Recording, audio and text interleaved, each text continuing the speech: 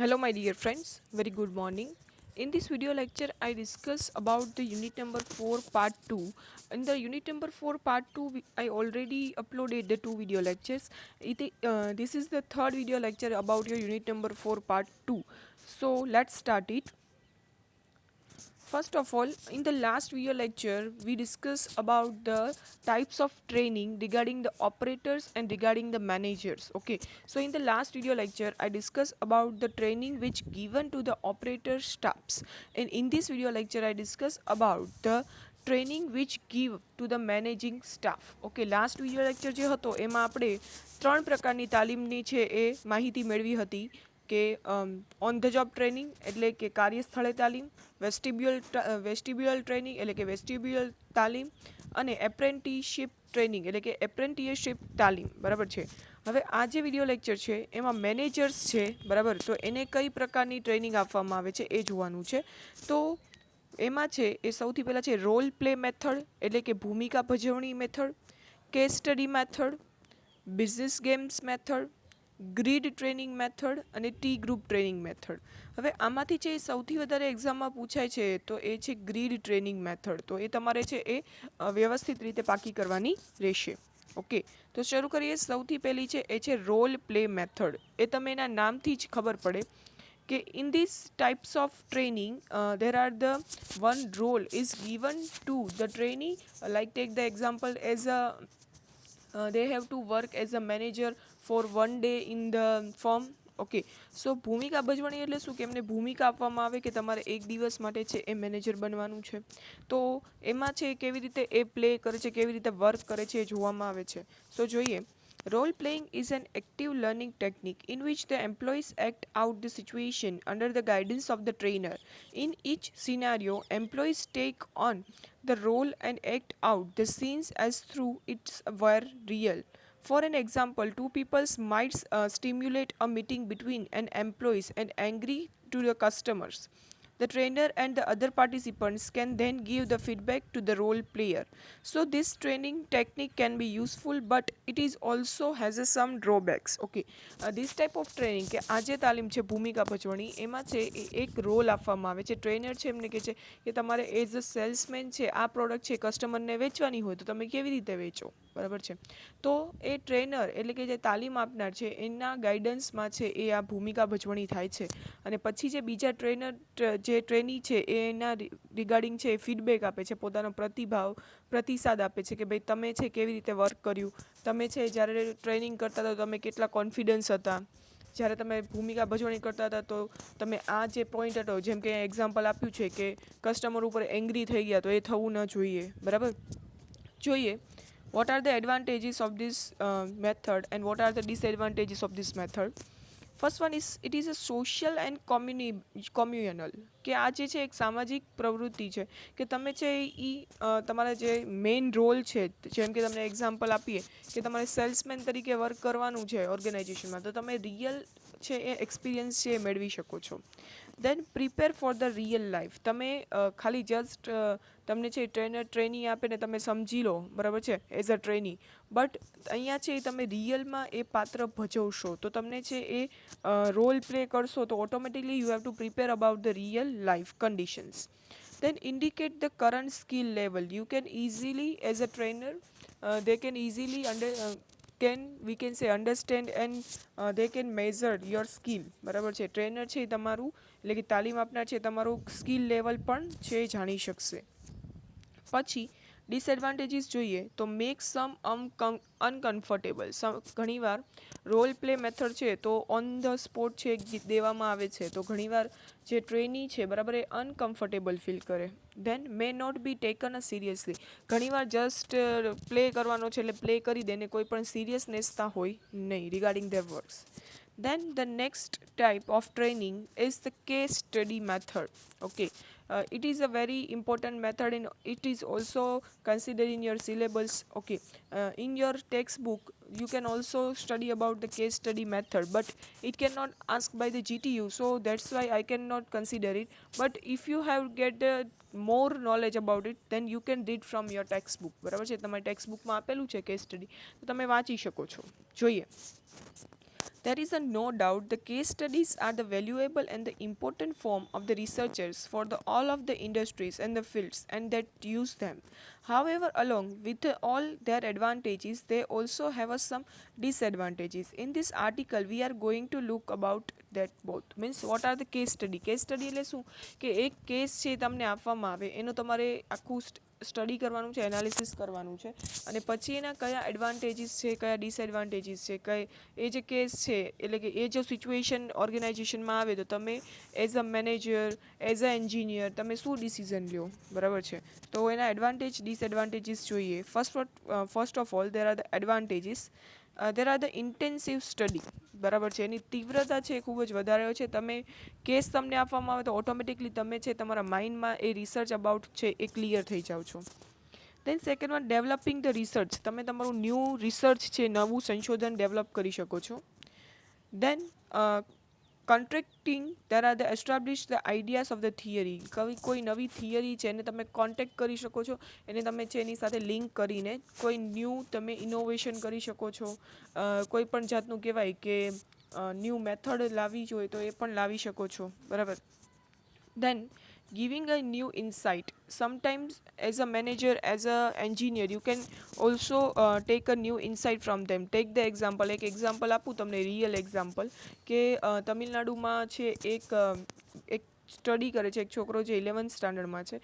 આપણે પ્રોબ્લેમ એ છે કે આપણે મોસ્ટલી ઇકોનોમિકલી જે પણ પેપર્સ છે જે આપણને મળે છે, બરાબર છે, પેપરનું જે પ્રોડક્શન થાય છે તો એના કારણે મોસ્ટ ઓફ પેપર છે આપણે યુઝ કર્યા પછી એનું વેસ્ટેજ વધારે થાય છે. તો એને કેવી રીતે એનું સોલ્યુશન લાવવું, તો આ એક કેસ હતો. એને રિગાર્ડિંગ છે 11th સ્ટાન્ડર્ડમાં ભણતો એક છોકરો છે તમિલનાડુનો, એણે છે એના પર રિસર્ચ કર્યું અને એક એવું નવું પ્રિન્ટર ઇનોવેટ કર્યું છે કે જેમાં તમે છે પ્રિન્ટેડ જે તમારું રિટર્ન પેપર છે એ તમે એ પ્રિન્ટરમાં છે એ નાખો છો, બરાબર છે, એડ કરો છો તો એનો આઉટકમ છે એ તમને એકદમ બ્લેન્ક પેપર મળે છે, બરાબર. તો આ શું છે, વન ટાઈપ ઓફ ઇનોવેશન. ક્યાંથી મળ્યું, તો તમે એક કેસ આવ્યો, એક આવી પ્રોબ્લેમ આવી, એને તમે સોલ્યુશન લાવ્યા, બરાબર છે. Then what are the disadvantages of this case study method? First of all is the inability to the replicate. Okay, sometimes some people don't have this type of skill to doing this type of research. તો આ ત્યારે છે આ method ઇનએપ્લિકેબલ થઈ જાય છે. દેન researchers bias. ઘણીવાર researchers છે, બરાબર, સંશોધનકારો, તો એનું બાયર્સ હોય કે પાર્શિયાલિટી થઈ જાય, ઘણીવાર છે એને સમજાય નહીં એવું થઈ જાય, બરાબર છે, તો એ અહીંયા બાયસ છે.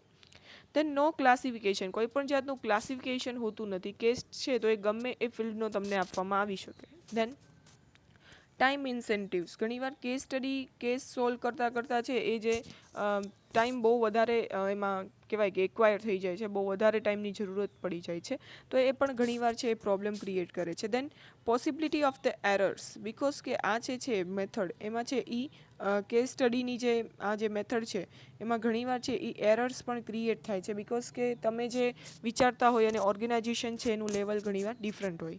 ઘણીવાર ethical issues. Okay, ethics means what is the good and what is the bad for the organisation. As a you, as a person, તમે શું વિચારો છો એના ઉપર ડિપેન્ડ છે. તો રિસર્ચ એથિકલ ઇશ્યુ થાય છે કે ઘણીવાર એ પર્સન છે એને આવડતું હોય તેમ છતાં પણ એ જે પોતાની જે સ્કિલ છે એ એપ્લિકેબલ ન કરવા માંગતો હોય. Than after third method is the business game method. The name of this training method is self-stated. There are the business game method. Business game method છે, બરાબર છે, એમાં શું હોય છે જોઈએ. So business game is a refers to the training method for the managers. This form of the training is based on the artificial environment that the stimulate to the real situation in the management of the organization. કોઈ પણ organisation છે એમાં artificially છે એ situation create કરવામાં આવે કે જેથી manager છે એને એવું લાગે કે મેનેજર છે કે કોઈ ટ્રેની છે, બરાબર છે, એઝ અ એન્જિનિયર તમે વર્ક કરો છો તો તમે જ્યારે કોઈ ઓર્ગેનાઇઝેશનમાં ટ્રેનિંગ લેવા માટે જાઓ છો ત્યારે એવી એક સિચ્યુએશન આર્ટિફિશિયલી ક્રિએટ કરવામાં આવે કે તમને એવું લાગે કે નહીં, this is the real problem is face by this organisation, બરાબર છે, કે સાચે જ આ પ્રોબ્લેમ છે એ ફેસ કરે છે ઓર્ગેનાઇઝેશન. ઓકે, જોઈએ what are the advantages and disadvantages of this method. First of all, advantages. This training to the brain act without a much consideration. અહીંયા છે એ ટ્રેનિંગ ઇઝીલી થાય છે અને કોઈ પણ જાતનું સ્ટ્રેસ છે એ ટ્રેનીને થતું નથી. દેન ટીમ યુનિફોર્મ એપ્રોચ, બરાબર છે, ગ્રુપ છે એનું એક છે એ યુનિફોર્માલિટી આવે છે, એટલે કે કહેવાય કે સમન્વય, બરાબર છે, કે આખો એપ્રોચ છે, અભિગમ છે, એનો સમન્વય જોવા મળે છે. દેન હાઈ નોલેજ રિટેન્શન, બરાબર છે. અહીંયા છે જે નોલેજ છે એ વધારે ગેઇન કરી શકે છે પર્સન. દેન ક્વિક લર્નિંગ, બરાબર છે. કેસ સ્ટડી મેથડ છે તો એમાં ટાઈમ વધારે લાગે છે, તો આમાં એવું કોઈ પણ જાતની પ્રોબ્લેમ થતી નથી. દેન ફન એન્ડ એન્ટરટેનિંગ, ઘણીવાર ગેમ્સ છે, okay, so you can entertain and you can get the knowledge with the fun, બરાબર છે. દેન બિલ્ડ્સ અ ટીમ કોહેન્સિવ, બરાબર છે. તમારું ટીમ વર્ક કરો છો જ્યારે તમે, તો તમારું ટીમ સ્પિરિટ છે એ પણ ઊંચું આવે છે.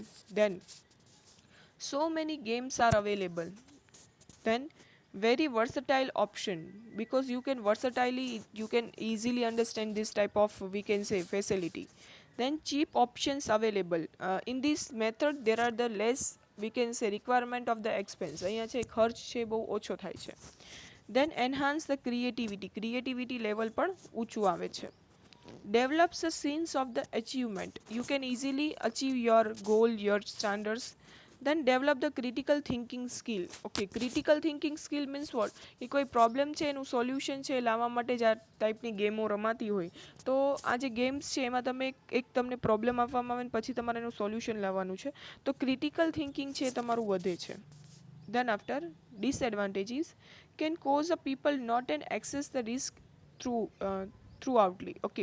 સો અહીંયા છે ઘણીવાર પર્સન છે ને રિસ્ક લેવાનું ન હોય તો એમ કે એ રિસ્ક ન લે તો ઘણીવાર એ પણ છે એ પ્રોબ્લેમ છે ક્રિએટ થાય છે. Then create a people to be a more robotic than human, હવે અહીંયા છે શું થાય છે કે મોસ્ટલી ટ્રેનિંગ છે ગેમ થ્રુ આપવામાં આવે છે, તો person just like a robot, કે એને જે કામ કરવાનું હોય એ જ કરે, બીજું કંઈ એનું ન્યૂ કહેવાય કે ક્રિએટિવ નો વિચારી શકે, ખાલી ક્રિટિકલ થિંકિંગ જ આવે એનામાં. દેન unless well structure at the throughout the people will get the bored, ઘણીવાર છે પીપલ છે આ જે સ્ટ્રક્ચર છે એનાથી એટલો બોર થઈ જાય, બરાબર છે, કે એ એમાં એક્વાયર નોલેજ છે એ રિસીવ પણ ન કરી શકે. Often demonstrate will give the participant the main ideas of the how to sometimes work but the place less emphasis in the detail, ઘણીવાર છે એ પર્સન છે એને ડેમોન્સ્ટ્રેશન જે આપવામાં આવે છે તો પાર્ટિસિપેન્ટનું જે મેઇન આઈડિયા છે એ પણ ઘણીવાર એને મળતો નથી. Then less critical thinking skill and the misdiagogations causes by doing the everything automatically without thinking properly, અહીંયા છે એ ક્રિટિકલ થિંકિંગ જ છે, ક્રિએટિવ થિંકિંગ થવાનું નથી, તો ઓટોમેટિકલી છે એ કોઈ ન્યૂ ઇનોવેશન છે આમાં થશે નહીં. Then the last method is a grid training method, which is a very important method regarding your exam. So this grid training is a comprehensive organization development program. It's a developed by Black and Mountain, બરાબર છે. માઉન્ટન અને black છે એમણે આ training છે type છે develop કરી છે, which focus on the overall development of the individuals, groups and organization as a whole. આ જે ગ્રીડ મેથડ છે એમાં ઇન્ડિવિડ્યુઅલ એટલે કોઈ પર્સન છે જે એમ્પ્લોય છે ત્યાં જોબ કરે છે એનું ડેવલપમેન્ટ, ગ્રુપનું ડેવલપમેન્ટ અને ઓર્ગેનાઇઝેશનનું ડેવલપમેન્ટ છે એ જોવામાં આવે છે. જોઈએ, there are the here I consider the diagram regarding your grid method. જ્યારે તમે ગ્રીડ મેથડ છે એ એક્ઝામમાં લખો છો ત્યારે તમારે આ ડાયાગ્રામ્સ છે એ તમારે ડ્રો કરવાનું છે કમ્પલસરી છે, બરાબર છે. એમાં છે એ ટોટલ 6 ફેઝ આવે છે, 6 સ્ટેજ આવે છે. સો here first of all I give you the overall explanation regarding the diagram. First of all, અહીંયા જોઈએ ડાયાગ્રામમાં તો x axis is considered the concern for the production and the y axis is considered for the concern for the people, બરાબર છે. X અક્ષ ઉપર શું છે કે પ્રોડક્શન ઉપર વધારે ધ્યાન આપવામાં આવે છે, વાય અક્ષ ઉપર છે એ ગ્રીડ આપવામાં આવી છે, આ ગ્રીડ છે એ 1 to 9, બરાબર છે. ગ્રીડ મેથડમાં 1 to 9 ગ્રીડ આપવામાં આવી છે. 1 grid means the lower concern and 9 grid means the higher concern. 1 grid here is also considered as a lower concern and 9 grid is a higher concern, બરાબર છે. હવે અહીંયા જુઓ તમે કે એક્સ અક્ષ ઉપર શું છે તો કે કન્સર્ન ફોર ધ પ્રોડક્શન એટલે કે પ્રોડક્શન ઉપર વધારે કન્સન્ટ્રેશન અને પીપલ પર છે એ કેટલું કન્સન્ટ્રેશન છે. તો જોઈએ સૌથી પહેલાં છે ઇમ્પ્રોવાઇઝ મેનેજમેન્ટ. ઇમ્પ્રોવાઇઝ મેનેજમેન્ટ એટલે શું તો એમાં છે એ ગ્રીડ છે બંનેની 1-1 છે કે જ્યાં પ્રોડક્શન પર પણ ઓછું કન્સન્ટ્રેટ છે એ ઓર્ગેનાઇઝેશન કરે છે અને એમ્પ્લોઈઝ છે હ્યુમન છે એનું પણ કંઈ એટલું બધું કન્સન્ટ્રેશન છે કરતા નથી, ધ્યાન એના ઉપર આપતા નથી કોઈ ટ્રેનિંગ માટે, okay. Then here you see there are the country club management. In the country club management there are the higher concern to the peoples and the lower concern to the production. Here is the first digit is for x axis and the second digit is a consider for the y axis. So here is a 9 is considered for the concern for the people. So in the country club management, managers are working as a high concern to the people. એમને છે એ વધારે એમના જે માણસો છે એમના employees છે એના પર વધારે ધ્યાન રાખવાનું છે. પ્રોડક્શન ભલે થાય કે ન થાય પણ એમના જે એમ્પ્લોઈઝ છે એ સારી રીતે છે સચવાયેલા હોવા જોઈએ. દેન ટીમ મેનેજમેન્ટ. ટીમ મેનેજમેન્ટ છે તો એમાં બંનેને છે હાઈ કન્સર્ન આપવામાં આવે છે કે પ્રોડક્શન પણ થવું જોઈએ અને સાથે સાથે જે પીપલ્સ છે બરાબર તમારા જે એમ્પ્લોઈઝ વર્ક કરે છે તો એનું પણ એટલું જ છે એમાં ઇમ્પોર્ટન્સ છે એ લેવામાં આવે છે. ટાસ્ક મેનેજમેન્ટ છે તો એમાં હાઈલી કન્સર્ન છે પ્રોડક્શન ઉપર જ આપવામાં આવે છે. પીપલ્સનું જે થવું એ થાય બટ પ્રોડક્શન છે એ મારે હાયર જોઈએ એવો અહીંયા છે એ વ્યૂ હોય છે, એવો અહીંયા કહેવાય કે ઓપિનિયન હોય છે મેનેજરનો. દેન ફિફ્થમાં છે middle of the road means કે આમાં છે બંને જે પ્રોડક્શન છે એને 50-50% મીન્સ 50% છે concentration on the people and the 50% કન્સન્ટ્રેટ છે એ પીપલ્સ ઉપર કરવામાં આવે છે. પછી જોઈએ કે ફેસ. સો મેનેજરિયલ ગ્રીડ છે એ સૌથી પહેલાં છે ડેવલપ કરવામાં આવે છે and according to managerial grid they have to develop the team development કે અકોર્ડિંગ ટુ દેટ એ લોકો ટીમ ડેવલપ કરે છે કે ભાઈ પ્રોડક્શન ઉપર વધારે કન્સર્ન કરવાનું છે કે પછી એમ્પ્લોઈઝ ઉપર વધારે કન્સર્ન કરવાનું છે. Then inter group development. According to group they have to divide the inter group means કે જે ગ્રુપ છે એની અંદર જ જે લોકો છે એનું ડેવલપમેન્ટ છે એ કેવી રીતે કરવું એ ફેઝ 3માં આવે છે. Then developing a ideal strategy that cooperate model. કોઈક એવું મોડેલ ડેવલપ કરે છે, કોઈ એવી સ્ટ્રેટેજી ડેવલપ કરે છે કે કોર્પોરેટ લેવલમાં છે એ સારી રીતે વર્ક થઈ શકે. Then implementing the idea strategic model કે જે પણ વ્યૂહરચના જે બનાવી છે એ કેવી રીતે ઇમ્પ્લિમેન્ટ કરવી. તમારું ઓર્ગેનાઇઝેશન છે પ્રોડક્શન ઉપર કન્સર્ન કરે છે કે પીપલ ઉપર કન્સર્ન કરે છે એને રિગાર્ડિંગ છે એ અહીંયા મોડેલ ડેવલપ કરવામાં આવે છે. દેન સિસ્ટેમેટિક ક્રાઇટિક્સ કે કોઈ પણ પ્રોબ્લેમ થાય છે સિસ્ટેમેટિક કોઈ પણ જેના ક્રાઇસિસ થાય છે તો એને છે એ સોલ્વ કરવામાં આવે છે. That I hope that you can understand about it. તમે આ અહીંયા સમજ્યા પછી એકવાર છે બુકમાંથી છે એ રિફર કરજો બરાબર છે. Then after what are the advantage of this method? First of all, can solve the larger and more complex problem in the shorter time. કે અહીંયા તમે ઇઝીલી છે એ કોઈ પ્રોબ્લેમ છે એને સોલ્યુશન લાવી શકો છો without get the very much time. Then easier to collaborate with the organizations, make the better use of existing hardware. કે કોઈ પણ બીજા ઓર્ગેનાઇઝેશન સાથે તમે કહેવાય કે કોલેબોરેશન કે બીજા ઓર્ગેનાઇઝેશન સાથે સંયોજન કર્યા વગર તમે તમારા જ ઓર્ગેનાઇઝેશનના જે સાધનો છે એની સાથે સારી રીતે કામ કરી શકો છો. Then what are the disadvantages? So grid software and the standards are the still evolving learning and curve to get the started. હજી સુધી આ જે મેથડ છે એ બહુ જ ઉપયોગમાં લેવાતી નથી. નોટ ઇન્ટરેક્ટિવ જોબ સબમિશન કે અહીંયા કોઈ જાતનું ઇન્ટરેક્શન છે એ હોતું નથી. Then after T group training method. Okay, so T group training method is also called the group training method જેને જૂથ તાલીમ પણ કહેવામાં આવે છે. સો જોઈએ એનો મિનિંગ શું છે. First of all group training is a quite common nowadays especially for the women's. There are the many health and the fitness clubs offering the group fitness classes and some enjoying being in the group fitness programs. There are also those that are against it and find out the pros and cons of this training method. Okay here in the group training method A self stated છે કે group training method એટલે શું કે એક સાથે એક individual પર્સનને એટલે કે એક વ્યક્તિગત રીતે તાલીમ આપવામાં આવતી નથી. અહીંયા એક સાથે આખા ગ્રુપને છે તાલીમ આપવામાં આવે છે એટલા માટે જેને ટી ગ્રુપ ટ્રેનિંગ મેથડ કહેવાય છે. તો જોઈએ એના એડવાન્ટેજ અને ડિસએડવાન્ટેજ શું છે અને આ જે મેથડ છે વધારે વુમન્સ માટે છે એ વધારે ઇમ્પોર્ટન્ટ છે. First of all, what are the advantages of this group training method? So first of all, group training is a more fun than the training solo. કે તમે એકલા ઇન્ડિવિજ્યુઅલ ટ્રેનિંગ લ્યો અને ગ્રુપ ટ્રેનિંગ લ્યો તો એનો એક ફન છે બરાબર. So training solo can be quite boring. એ ઘણું બોરિંગ થાય એકલા તમે ટ્રેનિંગ લેતા હો તો. Specially for are the new to the gym or a fitness studio કે તમે કોઈ જીમ છે કે ફિટનેસ સ્ટુડિયોઝ છે તો ત્યાં જો વર્ક કરતા હોય ઇન્ડિવિજ્યુઅલી તો તમે એકલા ટ્રેનિંગ લ્યો એ તમને ઘણું બોરિંગ લાગે છે.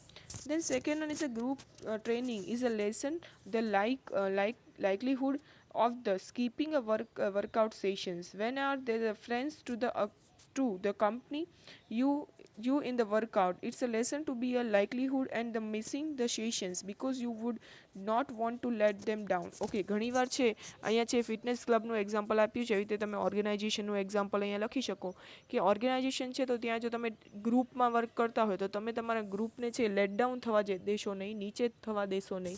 સો it's a very important and very, we can say, develop your training, your overall, we can say, your management system.